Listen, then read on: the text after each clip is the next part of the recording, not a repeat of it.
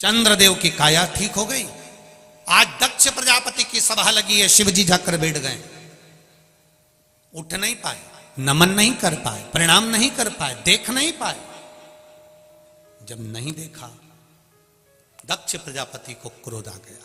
क्रोध आया, खड़े हो गए, श्राप दे दिया, रे शिव, ये केवल देखने का श्राप नहीं है, ये केवल दक्ष प्रजापति ने इसलिए शंकर जी का अपमान करा क्योंकि इन्होंने चंद्रदेव की काया को ठीक कर दिया था। श्राप दिया था दक्ष प्रजापति ने, और चंद्रदेव जब सभा में आकर बैठे तो उनकी काया ठीक थी। चंद्रदेव की काया बिल्कुल ठीक। दक्ष प्रजापति ने पूछा, चंद्रदेव की काया ठीक कैसे हो गई? मैंने श्राप दिया था तो ये तो ठीक नहीं होना था, फिर ये ठीक कैसे हो गया? तब देव ऋषि नारद ने कहा, दक्ष प्रजापति, तुमने श्राप दिया है, पर संवारने वाला वो भोलेनाथ सामने बैठा हुआ है, उसने सवार। शिव ने इसको अच्छा कर दिया, हाँ, शंकर भगवान ने इसको अच्छा कर दिया, हाँ। रुको, अब गुस्सा, अब क्रोध चरम पर पहुंच गया। अब क्रोध पहुंचा तो जैसे ही दक्ष प्रजापति अंदर आए और नारद जी ने कह दिया कि चंद्र की काया इसलिए ठीक हुई क्योंकि उसको शिवजी ने ठीक कर दिया, तो अंदर आते से ही तिलबिला रहे थे।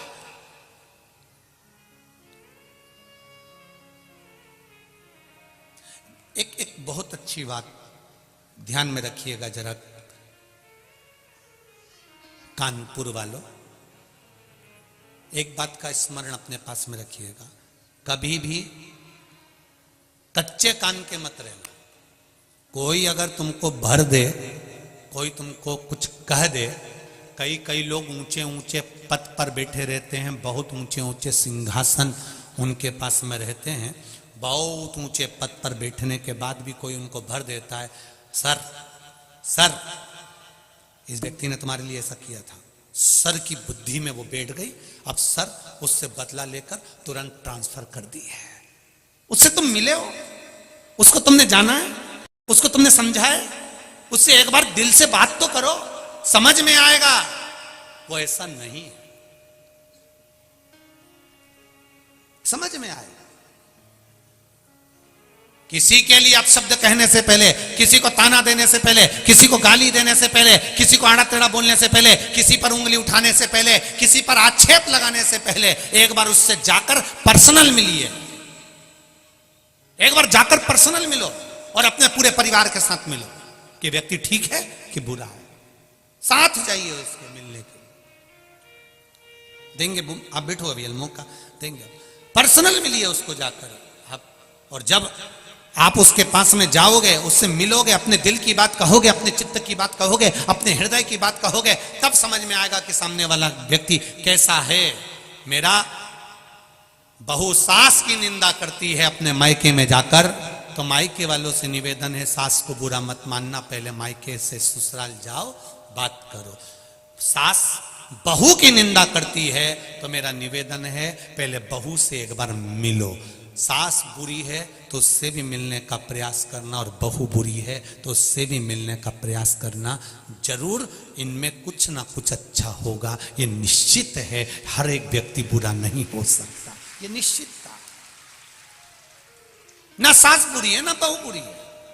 हम पहले भी कथा में कहे, कभी व्यक्ति बुरा नहीं होता, व्यक्ति का समय बुरा होता। थोड़ा सा समय गड़बड़ है तो व्यक्ति गड़बड़। बुरा तुम नहीं हो, बुरा तुम्हारा समय। अच्छा समय आता है तो लोग आपके साथ जुड़े हुए होते हैं, और जब बुरा समय आता है तो लोग आपसे दूर हट जाते हैं।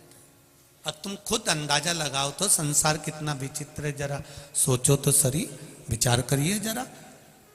जब तुम्हारे छोरा छोरी की शादी होती है, कितने मेहमान आते हैं? बोलो रे कानपुर वालों, जरा बोलो। 25, 50, 100, 200 तो आते होंगे। और रिसेप्शन में कितने आते हैं? 100-200 तो आते होंगे कि नहीं आते? आते हैं ना।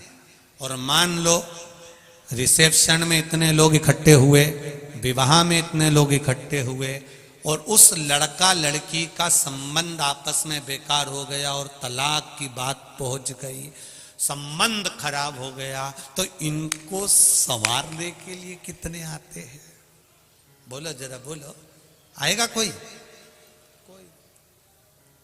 लड्डू खाने सब आए हैं, पकड़ रहा, लड्डू खाने सब आए हैं, पेड़ा खाने सब आए, निभाने के लिए सब आए, पर जब बिगड़ती है कोई नहीं आता। जब मनुष्य का बेकार समय चालू होता है, समय चक्र जब उल्टा चलने लगता है, तब कोई नहीं आता, फिर एक आता है, वो मेरा देव अधिदेव महादेव आता है, फिर कोई। चंद्रदेव का जब बेकार समय आया तब महादेव सामने आकर खड़े हो गए। चंद्रदेव का जब बेकार समय आया तब मेरे देव अधिदेव महादेव सम्मुख में खड़े थे। दक्ष प्रजापति को मालूम पड़ा, गुस्सा आ गया, मैंने श्राप दिया और शिव ने संवार दिया। दुनिया चाहे कितना भी बुरा चाहे, अभी आपको शुरू में कथा में कहा था, शिक्षक शिक्षा देता है, गुरु दीक्षा देता है, और मेरा महादेव तुम्हारी झोलियों को भर देता है। मेरा महादेव कभी देने में पीछे नहीं हटता, उसकी कृपा बरसती ही रहती है, खूब देता है।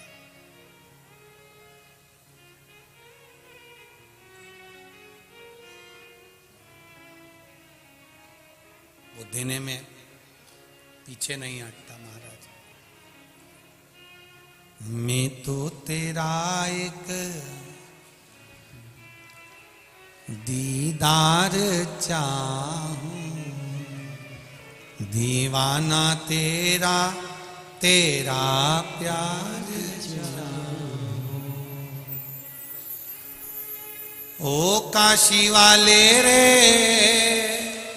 ओ डमरू वाले रे,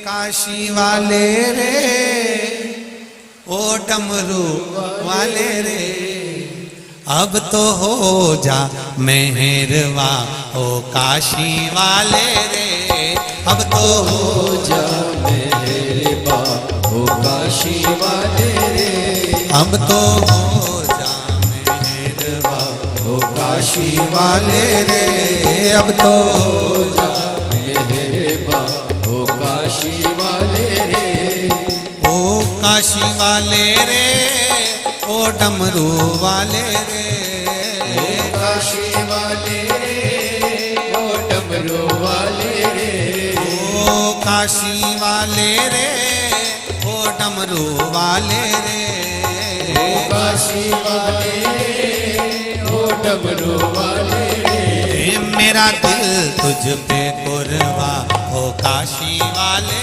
रे, मेरा दिल तुझ पे कुर्बा, ओ काशी वाले रे, ओ मेरा दिल तुझ पे कुर्बा, ओ काशी वाले रे, मेरा दिल तुझ पे कुर्बा, ओ काशी वाले रे।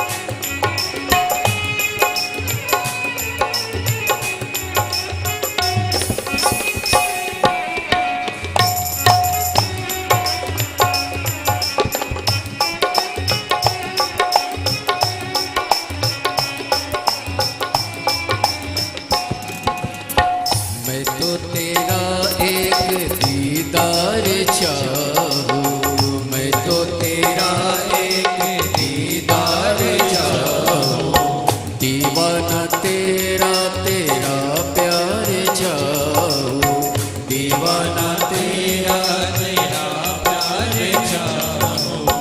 मैं तो तेरा एक दीदार चाहूं, मैं तो तेरा एक दीदार चाहूं। दीवाना तेरा तेरा प्यार चाहूं, दीवाना तेरा तेरा प्यार चाहूं। ओ काशी वाले रे, ओ डमरू वाले रे, ओ काशी वाले रे, ओ डमरू वाले रे, ओ काशी वाले रे, ओ डमरू वाले रे, ओ काशी वाले रे, ओ डमरू वाले रे। ओ मेरे दिल की तू दुनिया, ओ काशी वाले रे, मेरे दिल की तू दुनिया, ओ काशी वाले रे। मेरा दिल तुझ पे कुर्बा, ओ काशी वाले रे, मेरा दिल तुझ पे कुर्बा, ओ काशी वाले रे। जय हो।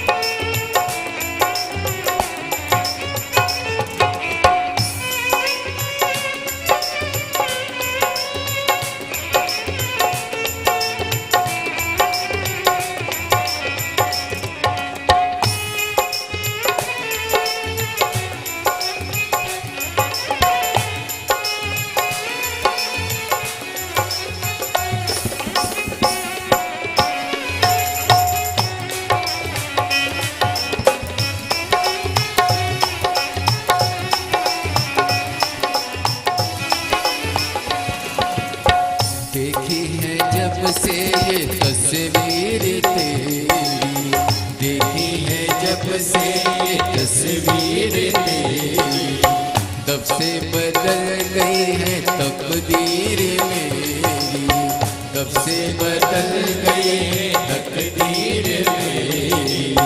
देखी है जब से ये तस्वीर तेरी, देखी है जब से ये तस्वीर तेरी, तब से बदल गई है तकदीर मेरी, तब से बदल गई है तकदीर मेरी।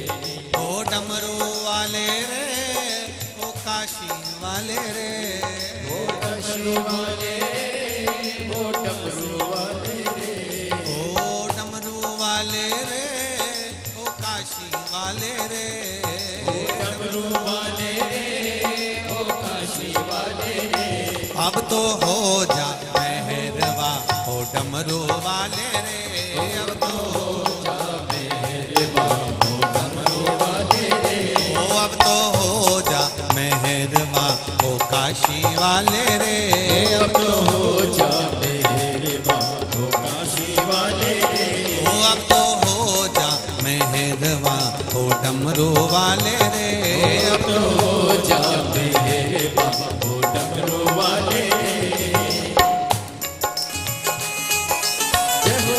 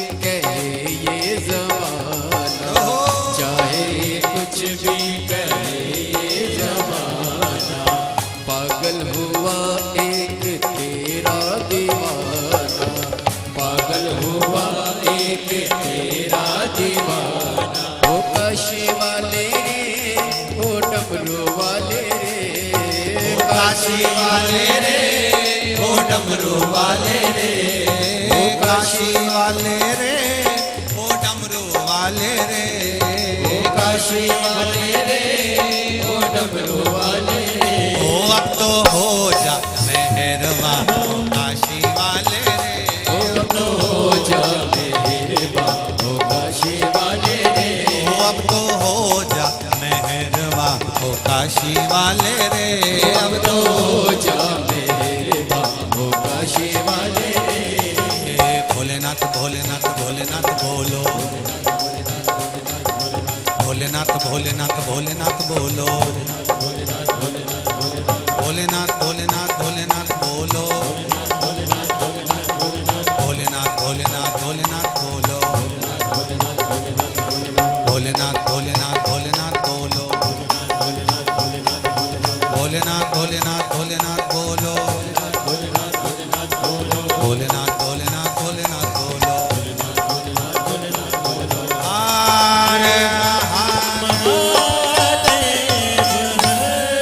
अपने स्थान पर बैठकर भगवान शंकर के मूल मंत्र का स्मरण करेंगे और अपने हृदय की बात बाबा देवाधिदेव महादेव से कहेंगे। बाबा भक्ति और शक्ति का आनंद प्रदान करें। भाव से अपनी जगह पर बैठकर सब प्रेम से बोलिए, श्री शिवा नमस्तु, श्री शिवा नमस्तु, श्री शिवा नमस्तु, श्री शिवा नमस्तु, श्री शिवा नमस्तु। भोला सब दुख काटो मारा, ओ भोला सब दुख काटो मारा। शिव शंकर जपो तेरी माला, भोले बाबा जपो तेरी माला, भोला सब दुख काटो मारा, ओ भोला सब दुख काटो। शिव कथा कह रहे हैं। आप लोग सोचते होंगे गुरुजी सबको बिठाकर श्री शिवाय नमस्तुभ्यम क्यों बुलवाते हैं। आपको पहले भी कथा में कहा, किसी पोहे की दुकान वाले को देखना, पोहा जो रखता है ना वो ऐसे ही नहीं रखता, गरम पानी के भगोने के ऊपर रखता। क्यों? बोलो बोलो जरा जम के बोलो। पोहा गरम बना रहा। आप लोगों को बैठकर भजन करने का, श्री शिवाय नमस्तुभ्यम बोलने का इसलिए कहते हैं जिससे आप बैठकर जब मंत्र का जाप करोगे तो ये निश्चित है आपके जीवन में भी वो बल मिलेगा कि आपका परमात्मा का संबंध जुड़ जाएगा। ये निश्चित था।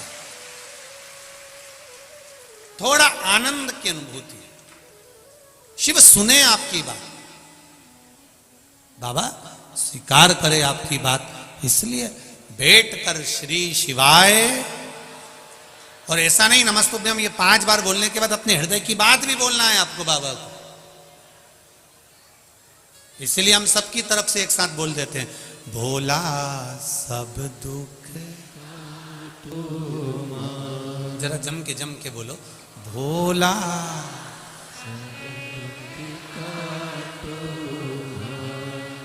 शिव शंकर तेरी माला, भोला।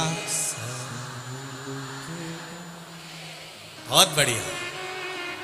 भोला सब दुख के काटो मारा। भगवान से प्रार्थना करते रहो, एक दुख नहीं सब दुख काट। एक दुख से मतलब नहीं, सब दुख से मतलब। सर्वे भवन्तु सुखी। शिव कथा कह रही है। सती मैया के पति भगवान शिव जी को दक्ष प्रजापति ने इसलिए अपशब्द कहा क्योंकि उन्होंने चंद्र की काया ठीक कर दी। क्रोध आ गया, श्राप दे दिया, शिव तुम शमशान में निवास करोगे। भगवान शंकर शमशान में रहने के लिए तैयार हो। जाई विधि राखे राम, ताई विधि रही है। सीताराम सीताराम सीताराम। और किया अभिमान तो फिर नहीं पाएगा, होगा वही प्यारे जो भोले जी को भाई। मिला शमशान में रहने का श्राप मिला। शिव जी तो भी खुश हो गए, उठकर नाचने लगे। भगवान विष्णु ने पूछा तुमको श्राप लगा है और तुम नाच रहे हो? शंकर भगवान कहने लगे मेरे ससुर ने जो मुझे जगह दी है उस जगह पर कोई दूसरा कब्जा नहीं कर पाएगा। शमशान में कौन कब्जा करने जाएगा? मुझे शमशान का वास मिला। ये कोई साधारण जगह नहीं, जहां अमीर और गरीब दोनों की शान सम है, उसी का नाम सम शान है। वहां कोई छोटा नहीं, कोई बड़ा नहीं, सब बराबर। कोई छोटा नहीं, कोई बड़ा नहीं। ये शिव कृपा, शिव उदारता, उसकी करुणा है। शिव कथा कह रही है। भोलेनाथ जी चले गए, सती मैया के साथ निवास किया। दक्ष प्रजापति ने एक यज्ञ रखा, सबको बुलाया, शिव जी को नहीं बुलाया। कोई पत्र नहीं गया, कोई बुलावा नहीं गया, नहीं गया पत्र और बुलावा। सती मैया के मन में भाव जागृत हो गया कि मुझे जाना है, अपने पिता के घर में यज्ञ है और इतना विशाल यज्ञ है, उसमें मुझे पहुंचना है।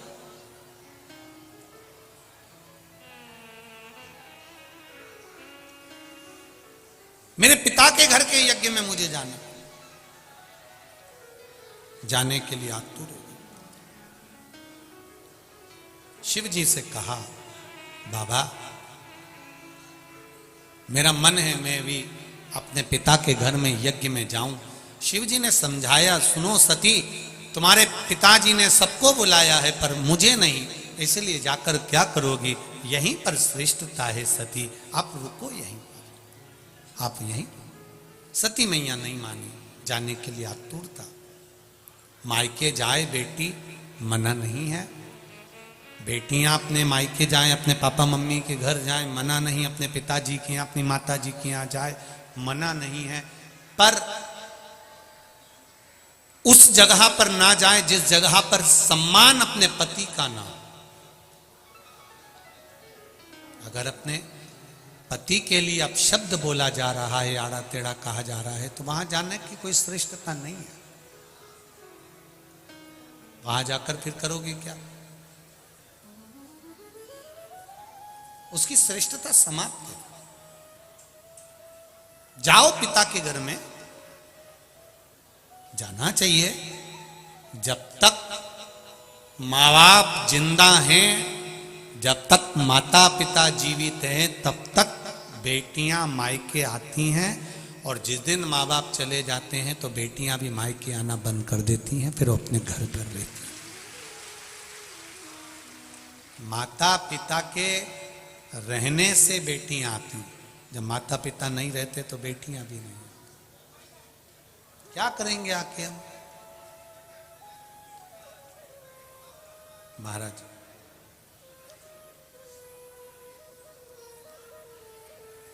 शिव कथा कह रही है, शिव महापुराण की कथा कह रही है। सती मैया ने जिद पकड़ ली, गई, जाकर देखा तो सबका स्थान था, पर अपने पति का कोई स्थान नहीं था। जल नैनों से बह रहे थे, क्रोध आ गया था। सती मैया ने कहा, पिताजी सबको बुलाया पर मेरे पति का स्थान नहीं है। क्रोध की अग्नि में आकर सती मैया यज्ञ के कुंड में कूद गई। शिव महापुराण की कथा यहाँ एक बात कहती है, कोई धार्मिक आयोजन हो, यज्ञ अनुष्ठान हो, घर में कोई अच्छा कार्य हो रहा हो तो बढ़ चढ़कर हिस्सा लो, उसमें अड़चन उत्पन्न मत करो। सती मैया ने गलती कर दी, वो गलती अपने को नहीं करना है। माता सती ने एक गलती करी कि यज्ञ की कुंड में कूद गई सती माता, और यज्ञ के कुंड में कूदी, भगवान शंकर को क्रोध आया, दक्ष प्रजापति का सिर कट गया, अग्नि में गिर गया। सती मैया को देखा तो शिव जी की आंख में जल था। री सती, तुझे अगर मरना ही था, प्राण त्यागना ही थे, तो तू ये यज्ञ की अग्नि में क्यों कूदी?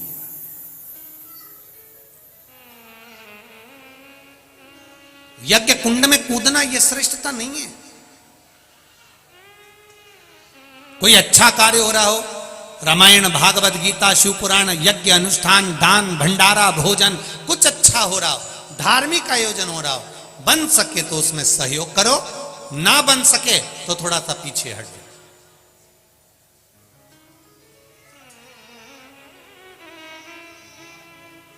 अच्छे कार्य में अपने हाथ को आगे बढ़ाओ, पर अच्छे कार्य में अपनी पांव मत अड़ाओ, अपनी टांग मत अड़ाओ। शिव कथा कह रही है, भगवान शंकर का गुणगान कर रही। सती मैया जलकर भस्म हो गई। शिव जी ने कहा, सती तू यज्ञ की अग्नि में कूद कर अपने प्राणों को त्यागी है, इसलिए मैं तुझे कहता हूं सती, तू कोयल की योनि पाएगी। और जब 2 अधिक होंगे, 2 आषाढ़ पड़ेंगे, अधिक मास में जब 2 आषाढ़ पड़ेंगे, तब तू मेरा पूजन अर्चना करेगी, और पूजन अर्चना करेगी तब उस योनि से छूटेगी। हमारे यहाँ पर आषाढ़ के 2 अधिक पड़ते हैं, तब हम उसको कोकिला अधिक मास कहते हैं। जिस समय पर माता सती ने कोयल की योनि पाने के बाद में शिव जी का भजन पूजन अर्चना किया, अर्चना करते करते सती मैया कोयल की योनि में थी। 2 आषाढ़ पड़ने पर, 2 अधिक मास पड़ने पर, अधिक मास में 2 आषाढ़ पड़े, तब उन्होंने शिव अर्चना में अपना मन लगाया। कोयल बनकर अपनी चोंच में पानी भरती थी, पंख पर पानी लगाती थी और शिव जी पर जाकर झड़ा देती थी। शिव नाम का गुणगान करती थी कोयल की योनि में भी। कोयल की योनि पाने पर भी शिव नाम का गुणगान करती। बहुत ध्यान दीजिएगा, आज अगर संसार सागर में शिव महापुराण की कथा मिल रही है, आज आस्था चैनल के माध्यम से, फेसबुक के माध्यम से, यूट्यूब के माध्यम से, और अपन कानपुर की इस पावन धरा पर कल्याणपुर में बैठकर कथा सुन रहे हैं, तो समझ लेना हमारी ना जाने कितनी योनियां सुधर गई होंगी, तब जाकर हमें ये शिव पुराण की कथा, तब जाकर हमारे जीवन में शिव तत्व प्राप्त हुआ है, शंकर का अनुमोदन हुआ है, शिव महापुराण मिली है सहजता से। शिव कथा कह रही, भगवान शंकर का संवाद कराए, आनंदमय लीला कर रही है। कोयल की योनि से माता सती छूट गई, हिमालय राज की कन्या पार्वती के नाम से विख्यात हो गई, जन्म लिया। देवऋषि नारद ने उनका जन्म वर्णन कर दिया कि इसको तो दुख मिलेगा, पति नग्न वेशधारी मिलेगा, मृग चर्म लपेटने वाला, भस्म रमाने वाला, जटाजूट बांधने वाला। तब देवऋषि नारद ने कहा ऐसा पति मिलेगा। तब माता मैनावती ने कहा मैं बेटी का विवाह नहीं करूंगी। हिमालय राज ने भी कह दिया ऐसे घर में बेटी क्या देना।